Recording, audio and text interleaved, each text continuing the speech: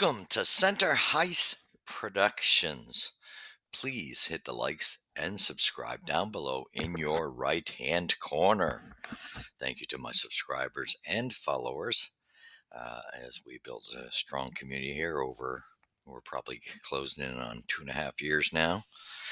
And we take great pride in building an integral Habs channel. We don't tend to fall for do the clickbait thing here or focus on rumors. We wait till factual information falls in place, then discuss it. And that's where we go. Anyway, we also, if you could, um, tell your friends and family about the channel and try to get them to come to it and join. And if you come across the channel, please don't leave without subscribing or hitting the likes, as it will help the channel grow and flourish, and that's what we're here about. We built a strong, solid community here, and you can leave your comments at the end of the video. Just keep them respectful, because that's what we demand here. We don't tolerate nonsense. We're all adults, and everybody's entitled to an opinion. So you can let us know your thoughts on what's discussed in the video and what's going on with the Habs. Okay, so just quick brief, as you see the advertisement on the front page for Aura. It's the contracting company all the information's on that, as you can see. They do great work, renovational work, and if you got some projects going on around your home, contact Glenn George Thomas. I know him, dealt with them, and great, honest individual. And if you want honest quotes and good quality work, please use Aura.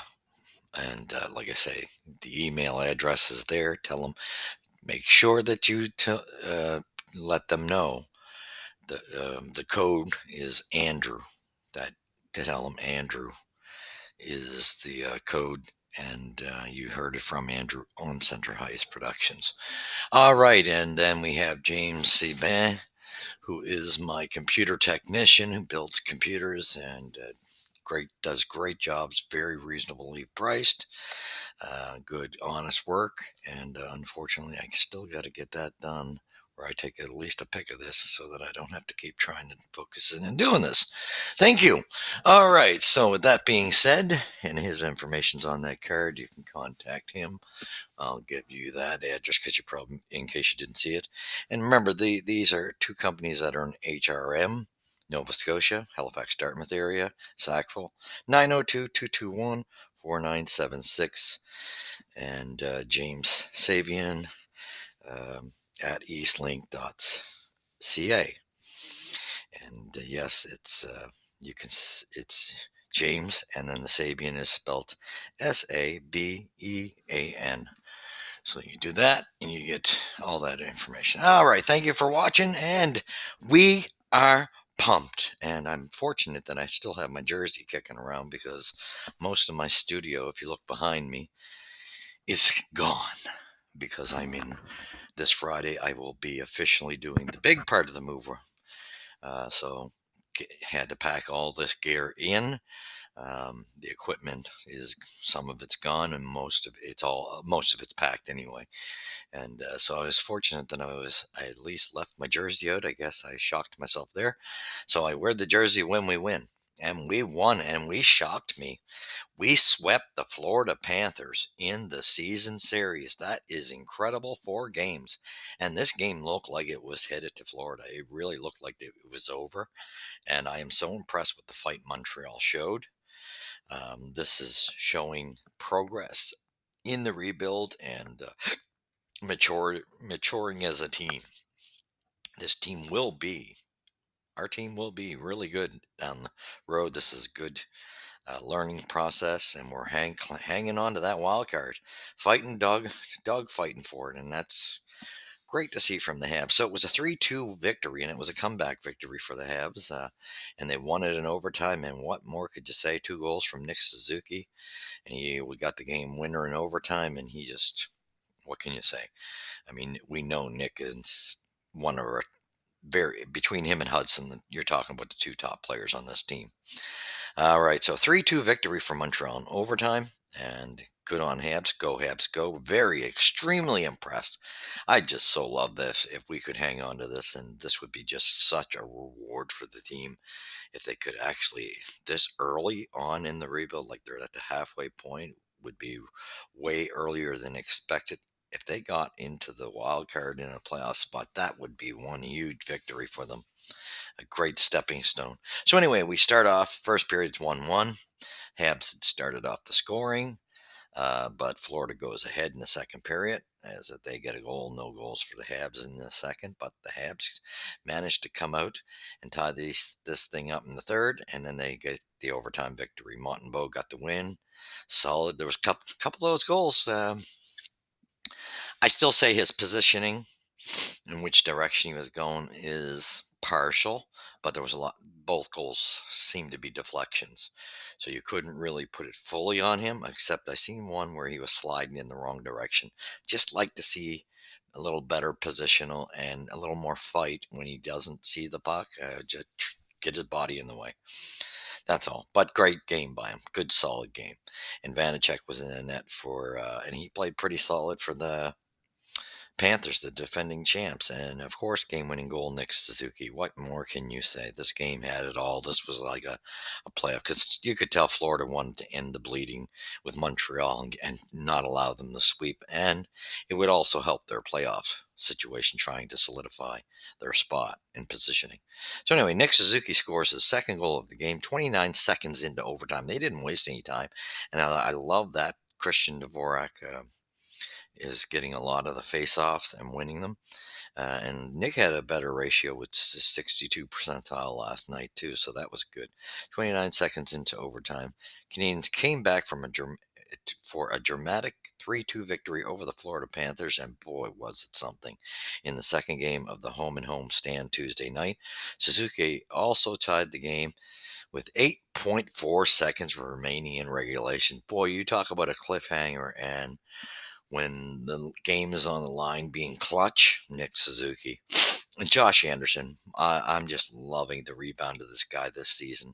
He gets the first goal, great deflection, great shot, no time wasted with Gooley taking that shot from front. And we know that um, Hudson had a couple assists in this game and breaks the records as being the top assist defenseman with the most assists in Montreal history now. That is incredible. So yeah, Josh Anderson scores, and Sam Montembeault stopped 25 shots. That's pretty respectable. Suzuki, no, hands down, first star. It's not even a question. Lane Hudson, 3 assists in on all 3 goals. That's just incredible. And Sam Montembeault, 25 with 2 goals against 92.6 average. Goals against average. Okay, so summary quickly. 443, Josh Anderson scores, like I told you, by that beautiful shot from Gooley, assisted by Hudson. Nice pass over, and Gooley wasted no time and put a nice shot on net. And then, of course, Mikola scores with a weird deflection, assisted by Lundell at 10:37, ties the game up. Then at 18:47, towards the end of the second period, Samoska or Samoskevich scores, assisted by Jones on the power play. So penalty kill kind of took a bump there. Third period, Nick Suzuki scores one, assisted by Lane Hudson again. Nice goal at the right time, and Lane Hudson just kind of floated it in front of them. Desperation move to keep the puck in, and there's Suzuki beside the net, and it bounces to him off, I believe, off the goaltender, or took a deflection anyway. Lane Hudson assisted by Yuri Slavkovsky, and that was the tying one at 1951. Beautiful. Clutch, clutch, clutch, and they wasted no time in overtime. 29 seconds in. What a wraparound by Nick Suzuki. Beautiful. What's his name? The goaltender could not get back. Um, Vasicek, what I can never remember Vanacek could not get back in position to get his skate all the way, so the puck went in off his skate as he's trying. He does the splits and slides back. Suzuki sits by Cole Caulfield and Lane Hudson, and that was Nick Suzuki's 25th of the season. Beautiful comeback. Oh, the Bell Center just totally went ballistic, and I think we all as fans went ballistic. It was just wow. Now we have Boston coming up, and I think Montreal's got each of these games are playoffs games. So anyway, game stats: 27 shots to 21 for Florida. Hits 17 to 11 for Florida. Faceoffs won 29 to 28, very close for Montreal. Power play goals 1 for 3 for Florida, and we went dismal 0 for 3 for the Habs. Penalty minutes 6 apiece. Giveaways 6 apiece. Takeaways 5 apiece. Block shots were in favor of Montreal 20 to 16. What more can you say? I think it was wise. And Heineman, nice to see Heineman moved up to that second line.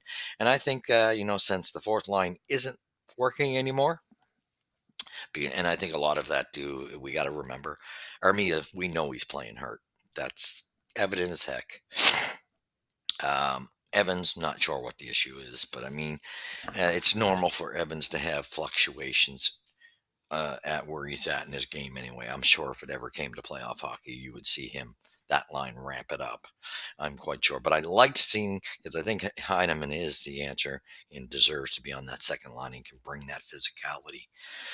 Because there's no physicality to that second line whatsoever before that move. So Heineman, I think that he can go and win those battles on the boards. And with Newhook's speed, I just wish Newhook would get more physical. You got the great option of putting pressure on for the forecheck with two different styles, and you got the big gun out there, Lane, if they can ever feed him. So I think that's a better choice. And having Pizzetta on with Evans and Army, I think that was their appropriate move, and I think sitting Jackeye for the time being is the appropriate move because everybody else has kind of earned their spot other than Savard. Savard, it's his speed, but he puts the effort in. But I think if you're rotating right now, I think it's got to be between Savard and Jackeye. Like a Struble, you can't take Struble out of the lineup for the way he's playing. He's playing quite well. I'm quite impressed with his game, actually. And it's like I said, yes, we do need Yarber Jackeye. Kid yourself not. But when something's rolling and it's working, you can't afford those mistakes at this point right now. Everything is critical. So I think going when something's working, don't break it. Leave this team go and fight this way for the time being. We have got Boston coming up, and I just hope Montreal shows enough fight when we play Boston because they seem to be, we know they're our nemesis, and they just have our number. So that game kind of scares me. Uh, we have to find a way to win that game. That's all I can say. Boston has dropped, but they got a lot of experience, a lot of veterans there. That's the thing. Um, so that I know they're still going to cause Montreal havoc, and it's just in their DNA. And I think we're just going to have to find a way to raise that game. And Slavkovsky didn't have a great game tonight. I didn't like his game. He's got to bring it up a level.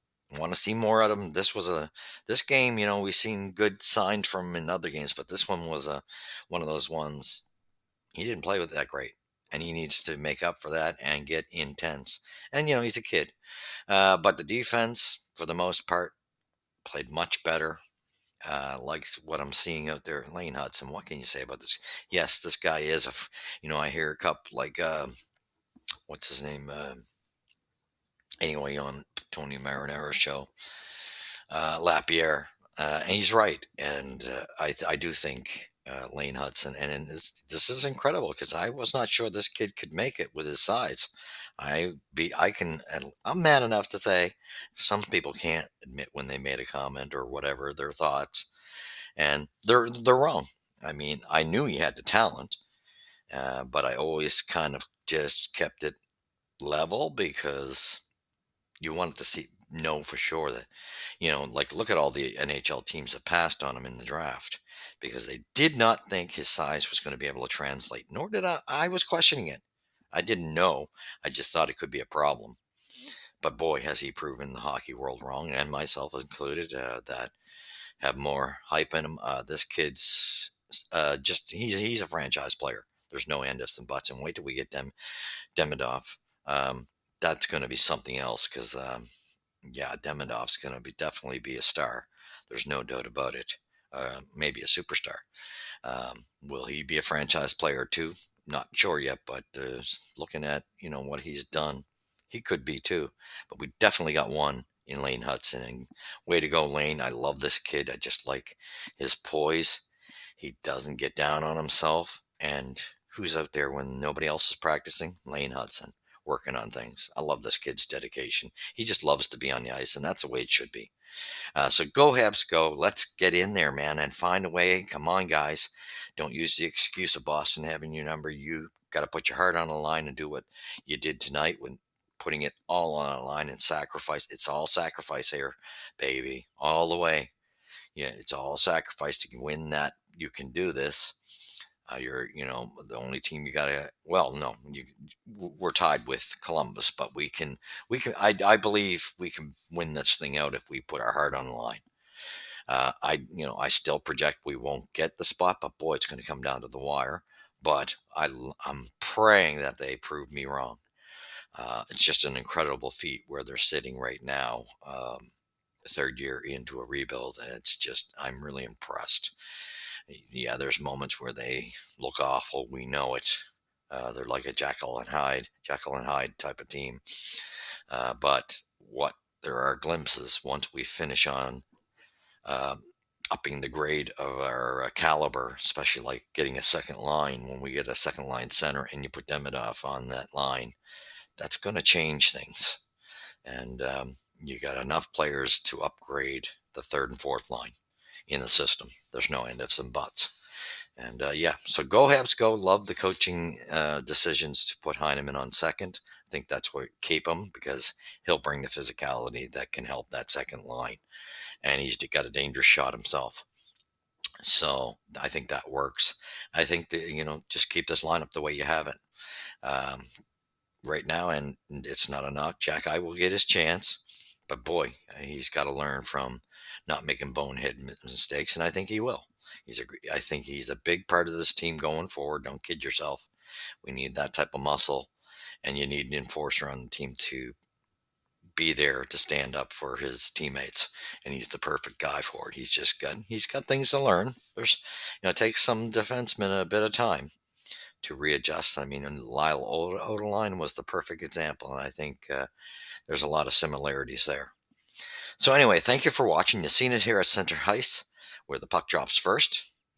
Please, again, let your friends and family know about it, and hit subscribe and likes, and we thank you for your support.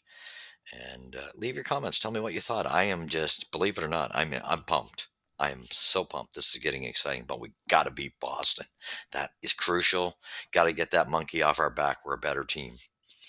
There's no reason we can't take, a win here and there from Boston. And this is the time we need it, and we better claim it. All right. So with that said, thank you for watching, and God bless. We'll catch you in the next review against Thursday night. It'll probably be, and I'll be in the middle of a move Friday, so my video might be late, much late.